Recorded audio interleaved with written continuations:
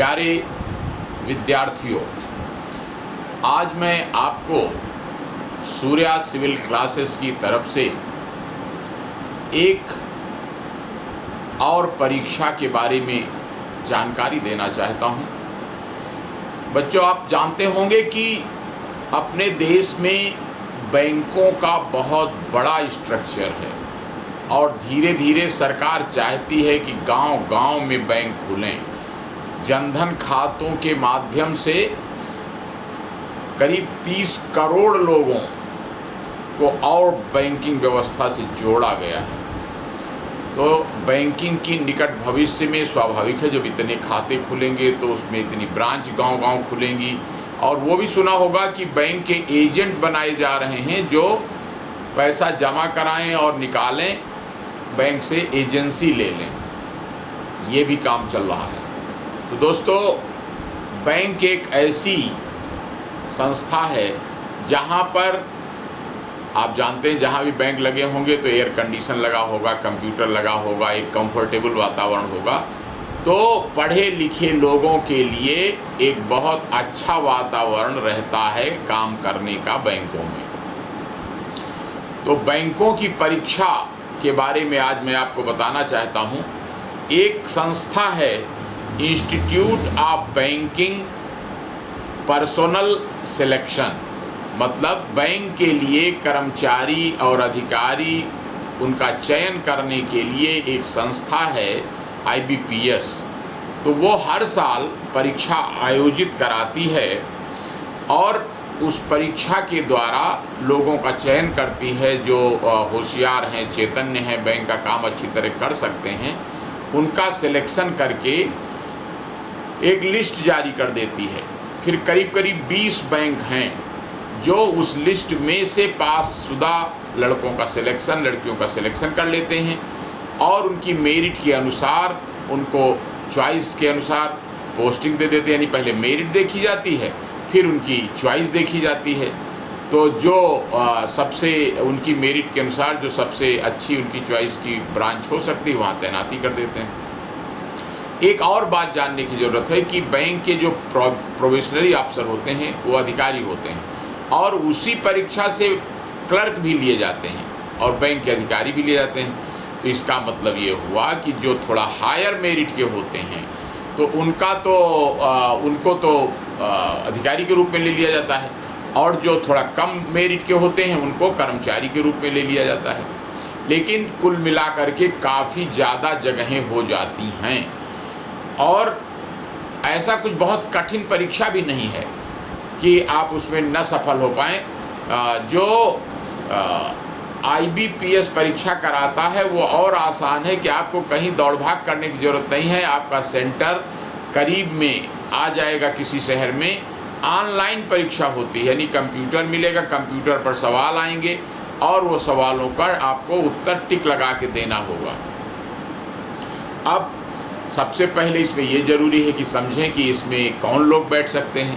तो क्वालिफ़िकेशन इसकी ग्रेजुएशन है, BA, BCom, BSc या BTech, कुछ भी आपको एक डिग्री होनी चाहिए कि आप ग्रेजुएट हैं। फिर उस प्रदेश में जहां आप बैंक में काम करना चाहते हैं वहां की भाषा आपको आनी चाहिए। यानी कि दो मोटा मोटा अपने क्षेत्र के लोगों के लिए, या तो आप हिंदी अच्छी तरह जानते हों या इंग्लिश जानते हों। एक और इस परीक्षा की विशेषता है कि अब आप जानते हैं बैंकों में कंप्यूटर का काम होने लगा है। यानी ATM भी उससे कनेक्ट हो गए हैं और सर्वर होता है जो कंप्यूटर का, उसी से पैसा जमा होता है, निकाला जाता है। तो हर बैंक के अधिकारी कर्मचारी को कंप्यूटर का भी बेसिक ज्ञान होना चाहिए। तो जो लोग जो बैठना चाहते हैं उनको थोड़े दिन कंप्यूटर का कहीं ना कहीं से प्रशिक्षण जरूर ले लेना चाहिए ताकि वो जो बेसिक नॉलेज है कंप्यूटर का वो आपको आ जाए। अब एक सवाल और आता है, कौन कौन बैठ सकता है, एज कितनी इसमें चाहिए। तो 20 साल से 28 साल तक की एज के लोग बैंक की परीक्षा में बैठ सकते हैं और उसमें SC ST के जो लोग होते हैं उनको 5 साल की छूट मिलती है और 3 साल की छूट OBC के जो कैंडिडेट हैं उनको मिलती है उम्र में। अब अगला सवाल आता है कि सबसे पहले तो आपको ऑनलाइन फॉर्म भरना पड़ता है जब इसकी वैकेंसी निकलती हैं, और ऑनलाइन फॉर्म यानी किसी भी साइबर कैफ़े से आप अप्लाई कर सकते हैं कि आप बैंकिंग की परीक्षा में, आप अपने मोबाइल से भी देखेंगे तो IBPS नाम डालने से निकल आएगा इंटरनेट से, गूगल से, कि कैसे कब परीक्षा होगी। फिर जो परीक्षा होती है वो 2 चरणों में प्रमुख है। एक प्रिलिमिनरी एग्जामिनेशन, क्योंकि भीड़ बहुत हो जाती है तो लोगों को छांटने के लिए प्रारंभिक परीक्षा कराई जाती है। तो प्रारंभिक परीक्षा में 100 क्वेश्चन 100 मार्क्स के रखे जाते हैं, एक पेपर होगा। तो उसमें जनरल इंग्लिश एक पार्ट होता है पहला, जिसमें 30 सवाल होते हैं 30 नंबर के। इसी तरह एक रीजनिंग का पार्ट होता है। रीजनिंग आप लोग सब जानते हैं कि उसमें कुछ थोड़ा बहुत अरिथमेटिक और थोड़ा बहुत जनरल अलर्टनेस ऑफ माइंड, उससे रीजनिंग के सवाल, रीजनिंग पर हम आपको आगे बताएंगे, पढ़वाएंगे कि क्या क्या पूछा जाएगा। फिर क्वांटिटेटिव एप्टीट्यूड का टेस्ट होता है। बैंक में नंबर्स का बड़ा महत्व है, कितने रुपए जमा हुए, कितने रुपए निकले, कितना ब्याज हुआ, कितना ब्याज दर हुई, ब्याज दर कितने साल का लोन है, लोन में ये नंबर का गेम बहुत है। तो इसलिए क्वांटिटेटिव एप्टीट्यूड का भी एक टेस्ट 35 नंबर के सवाल आते हैं इस पर, जो क्वांटिटेटिव एप्टीट्यूड पर, और 35 नंबर के सवाल आते हैं, 35 सवाल रीजनिंग के। ये लेकिन क्वालिफाइंग है केवल परीक्षा, उसमें भीड़ को कम करने के लिए जो ऊपर से जितने लोग लिए जाने हैं उसी अनुपात में लोगों को छांट लिया जाता है, और फिर उसके तुरंत बाद ही, हो सकता है 15 दिन के अंदर ही, मुख्य परीक्षा आयोजित हो जाती है। अच्छी बात यह है कि मुख्य परीक्षा में भी जो तैयारी आपने कर रखा है लगभग उसी से मिलते जुलते सवाल आते हैं। और सबसे उसमें जो मुख्य परीक्षा होती है उसमें मेन एग्ज़ाम वो भी ऑनलाइन होगा। उसमें 160 क्वेश्चन आएंगे, और 160 क्वेश्चन आपको 160 मिनट में ही करने हैं, यानी कि प्रति क्वेश्चन 1 मिनट मिलता है आपको। बैंक के जो एग्ज़ाम दिया है जिन लोगों ने, उनका यही अनुभव है कि समय बहुत महत्वपूर्ण है, उसमें समय लगता है कि कम है, क्योंकि गणित के सवाल, रीजनिंग के सवाल ये सब रहते हैं। तो प्रैक्टिस बहुत करनी चाहिए। जो लोग बैंक की परीक्षा देना चाहते हैं तो कम से कम 10 साल के क्वेश्चन पेपर लेके उनका अभ्यास आपको करा दिया जाएगा कि आप इतनी प्रैक्टिस हो जाए कि तेज़ी के साथ आप सवाल कर सकें। उसमें भी जो ये मैंने आपको बताया कि जो मुख्य परीक्षा होती है, तो मुख्य परीक्षा में भी विषय करीब करीब वही होते हैं। जैसे इंग्लिश लैंग्वेज पहला पार्ट है इंग्लिश लैंग्वेज का, और उसमें मोटी मोटी बातें होती, जैसे मान लीजिए कोई पैसेज आपको दिया गया, एक पैराग्राफ, उसमें कोई बात लिखी गई, फिर उसके आधार पर क्वेश्चन पूछे गए, इनका उत्तर लिखना है आपको।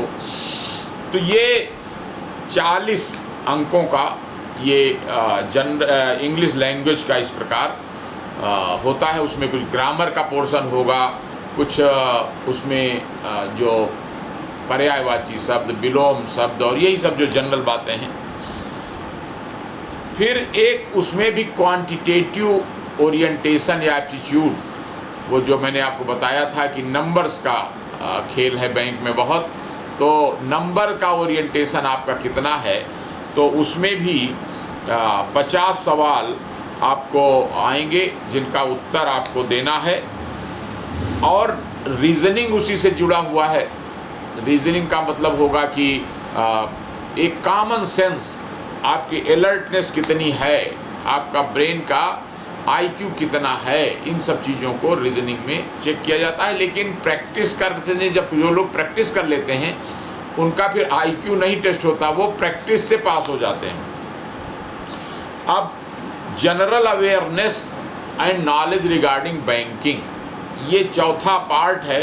50 क्वेश्चन इसमें भी 50 नंबर के आते हैं। तो इसमें जो देश दुनिया की स्थिति है, करंट अफेयर है, कहाँ क्या हो रहा है, वो पूछा जाता है। और बैंकों के बारे में कुछ जनरल नॉलेज, बैंक की पॉलिसी क्या है, लोन का रेट क्या है, रेपो रेट क्या है, रिज़र्व बैंक का और बाकी बैंकों का क्या संबंध है, कितनी बैंकें हैं, ये सब बातें।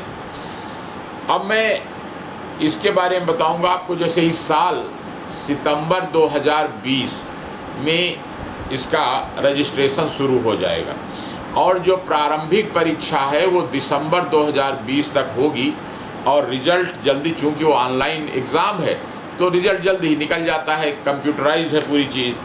और ऑनलाइन एग्ज़ाम फिर जनवरी में होगा मुख्य परीक्षा का। जो लोग प्रीलिम एग्ज़ाम पास होंगे उनका फिर वो जो मुख्य इम्तहान होगा वो जनवरी में होगा। तो ये मैंने आपको बताई बैंकिंग के बारे में। अब एक बात और इसमें कि कई बार लोग रीजनिंग और अरिथमेटिक और क्वांटिटेटिव एप्टीट्यूड ये देख के ख़ास तौर से ग्रामीण बैकग्राउंड के बच्चे घबरा जाते हैं, लेकिन इसमें घबराने की कोई बात है नहीं। अगर आपने 6 महीने प्रैक्टिस कर ली, जैसे अभी जून चल रहा है और ये सितंबर में होनी है प्रारंभिक और दिसंबर में लगभग, उसके तुरंत बाद नवंबर में होनी है प्रारंभिक और फिर दिसंबर में मुख्य परीक्षा। तो अगर आप प्रैक्टिस कर लेंगे और हम लोग आपको प्रैक्टिस करा देंगे तो आप सफलता के बारे में काफ़ी आश्वस्त हो जाएंगे कि जो भी गंभीरता से पढ़ लेगा वो सेलेक्ट हो जाएगा।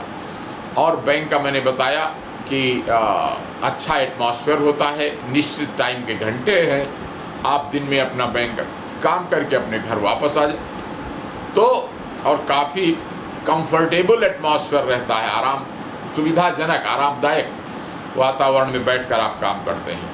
तो ये जो भी इच्छुक लोग हैं इसके लिए तैयार रहें, हम लोग आगे और बताएंगे इसके बारे में डिटेल में। आज तो मैंने आपको प्रारंभिक जानकारी बैंकिंग परीक्षा के बारे में दी है।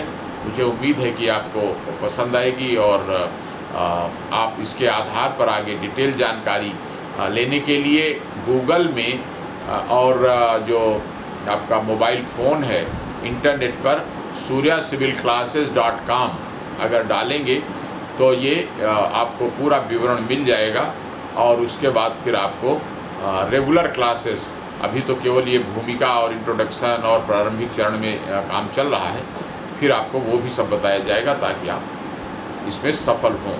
और जब तक सफल ना हो तब तक लगे रहें, हम आपके साथ हैं। धन्यवाद। जय हिंद।